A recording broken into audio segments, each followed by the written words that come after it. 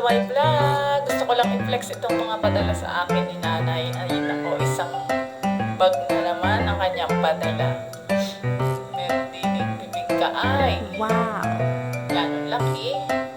Tapos mayroong suman din yung malagkit. Ito po ay galing Marinduque pala. Padala ni nanay at saka ni tatay. Thank you, nanay. Thank you, tatay. Tapos meron din yung sitaw. Ay po ay anin nila sa farm. Tapos meron siling haba. Siguro ay nung inanapuan siling haba kaya maliliit na lang ito.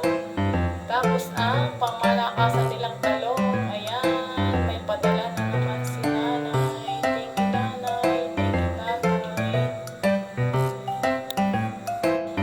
Ang dami ko na namang gulayin din eh. Salamat sa nagdala kay Tita Kenny. Thank you, thank you. Salamat sa ayuda. Salamat sa inyong lahat. Thank you for watching. See you on my next vlog.